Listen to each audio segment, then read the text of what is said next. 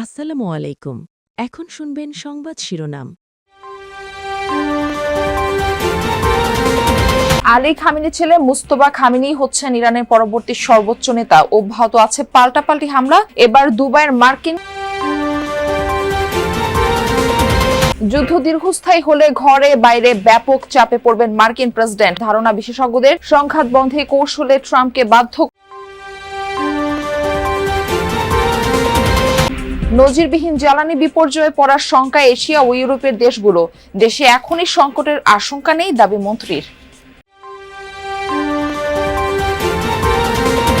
সংবিধান সংস্কার পরিষদের সদস্য হিসেবে বিএনপির এমপিরা শপথ না নিলেও সংকট নেই বলছেন বিশেষজ্ঞরা। মতপার্থক্য এতক্ষণ শুনছিলেন সংবাদ শিরোনাম।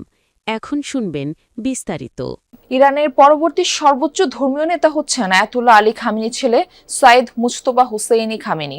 ইরানের অ্যাসেম্বলি অব এক্সপার্ট তাকে নির্বাচিত করেছে। সূত্রের বরাতে এমনটা জানিয়েছে ইরান ভিত্তিক সংবাদ মাধ্যম ইরান ইন্টারন্যাশনাল। আনুষ্ঠানিকভাবে দায়িত্ব গ্রহণের পর ইরানের নতুন রাষ্ট্রীয় ও ধর্মীয় প্রধান হবেন মুজতবা খামেনি। ইরানে ধর্মীয় শিক্ষার সর্বোচ্চ স্তর আয়াতুল্লাহ উপাধিপ্রাপ্ত তিনি। 1969 সালে জন্ম নেওয়া মুজতবা আয়াতুল্লাহ আলী খামেনির দ্বিতীয় ছেলে, যিনি একসময় রেভলিউশনারি গার্ড আইআরজিসির সদস্য ছিলেন। এছাড়াও ইরান ইরাক যুদ্ধে অংশগ্রহণের অভিজ্ঞতা রয়েছে তার। ধারণা করা হয় ইরানের প্রভাবশালী দুই বাহিনী আইআরজিসি ও বাসিজ ফোর্সে মুজতবার ব্যাপক প্রভাব রয়েছে। 2019 সালে মুজতবা খামেনির উপর নিষেধাজ্ঞা আরোপ করে যুক্তরাষ্ট্র। ইরানে অব্যাহত রয়েছে যুক্তরাষ্ট্র ইসরায়েলের যৌথ অভিযান। ব্যাপক হামলা হয়েছে রাজধানী তেহরান ও কোম শহরে। ইরানের বিশেষজ্ঞ প্যানেলের কার্যালয় লক্ষ্য করে হামলা চালিয়েছে যৌথ বাহিনী, তবে এতে হতাহতের খবর পাওয়া যায়নি।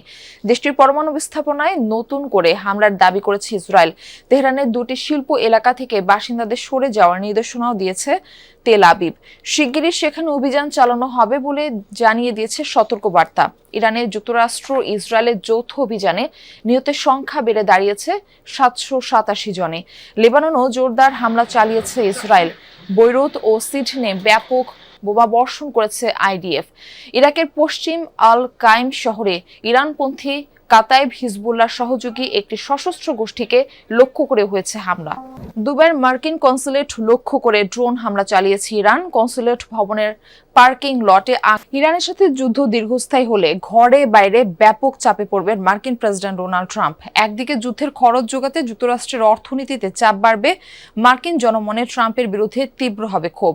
অপরদিকে ইরানের লাগাতার হামলায় অস্থিরতা বাড়বে মধ্যপ্রাচ্যে। আন্তর্জাতিক তেল বাণিজ্যে পড়বে মারাত্মক প্রভাব। এতে যুদ্ধ থামাতে ট্রাম্পকে চাপ দেবে ক্ষতিগ্রস্ত দেশগুলো। বিশ্লেষকরা বলছেন ট্রাম্পকে পরাজিত করতে এই রণকৌশল নিয়েছে ইরান। ইরানে মার্কিন ইসরায়েলি হামলার প্রধান লক্ষ্য ছিল কম সময়ে ঝটিকা হামলা চালিয়ে রেজিম পাল্টে ফেলা। কিন্তু সেই পরিকল্পনা আপাতভাবে ভেস্তে গেছে বলেই মনে করছেন বিশ্লেষকরা। হয়তো এ কারণেই ডোনাল্ড ট্রাম্প বলছেন উদ্দেশ্য হাসিলে লাগতে পারে আরও 3 থেকে 4 সপ্তাহ সময়।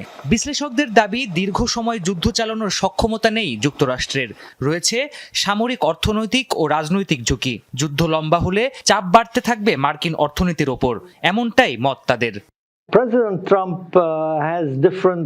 প্রেসিডেন্ট ট্রাম্পের মূল লক্ষ্য নেতানিয়াহুর চেয়ে ভিন্ন। তিনি চাইবেন না এই যুদ্ধ দীর্ঘায়িত হোক। যুদ্ধে প্রতিদিন কি পরিমাণ খরচ হয় সে সম্পর্কে তিনি ভালোভাবেই জানেন। সংঘাত দীর্ঘস্থায়ী হলে মার্কিন অর্থনীতি ক্ষতিগ্রস্ত হবে, জনপ্রিয়তা হারাবেন তিনি। কিন্তু যুদ্ধ দীর্ঘায়িত হলে লাভ ইরানের। মার্কিন প্রেসিডেন্টের ওপর চাপ সৃষ্টি করাই মূল লক্ষ্য তেহরানের। এ উদ্দেশ্যে সর্বোচ্চ শক্তির পরিবর্তে কৌশল অবলম্বন করে বিক্ষিপ্তভাবে মধ্যপ্রাচ্যে মার্কিন মিত্রদের ওপর হামলা চালাচ্ছে আইআরজিসি। পাশাপাশি হরমুজ প্রণালী বন্ধ করে আন্তর্জাতিক বাণিজ্যে অচলাবস্থা তৈরি করার চেষ্টা করছে তারা।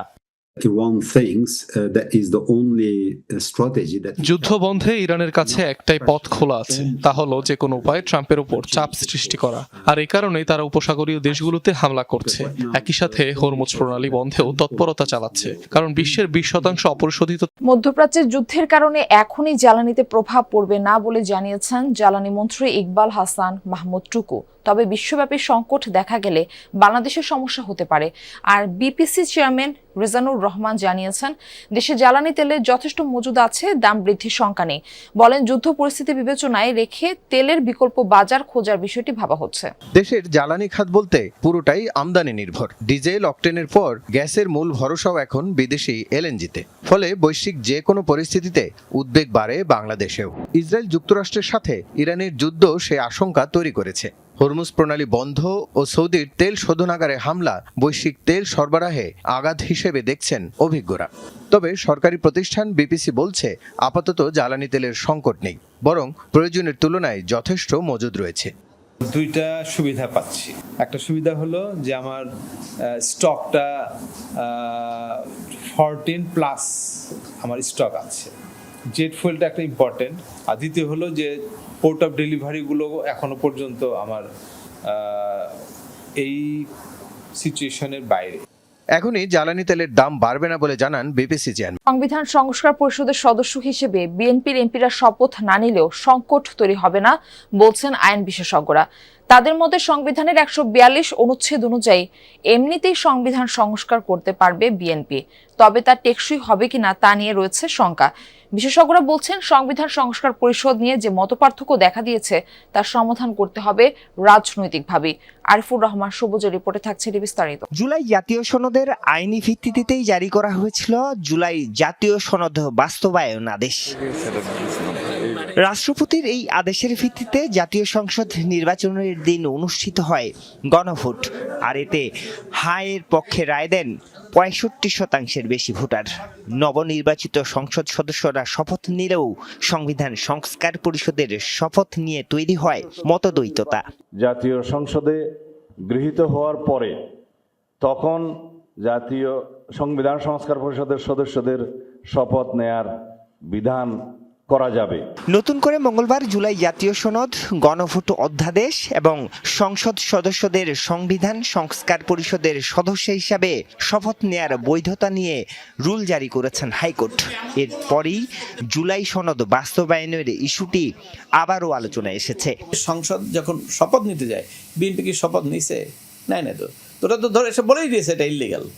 তো এটা তো যেটা ইলিগাল সেটা ইলিগালই। তারপরে কেউ হয়তো ইন্টারেস্টে গেছে, কোর্টে গেলে এটা তো কোর্ট তো আর এটা কোর্ট কি সংবিধানের বাইরে কোনো কিছু বলতে পারবে?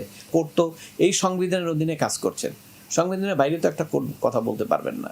সংকট হবে আমি মনে করছি না, তবে সংস্কার প্রক্রিয়াটা বাধাগ্রস্ত হবে। সেটা হয়তো আমাদের তরুণ প্রজন্ম কিভাবে নেয় এটার একটা বিষয় আছে। ভবিষ্যতে এই সংবিধানের ব্যাপারে মনোভাব কি ধরনের হবে সেটারও একটা বিষয় আছে। জুলাই আগস্ট গণ অভ্যুত্থানের পর রাষ্ট্র সংস্কার এবং গণতান্ত্রিক ধারা পুনরুদ্ধারে জুলাই জাতীয় সনদ স্বাক্ষর করেছিল বিএনপি সহ বেশিরভাগ রাজনৈতিক দল। আইন বিশেষজ্ঞরা বলছেন, বিএনপি সংবিধান সংস্কার পরিষদের সদস্য হিসাবে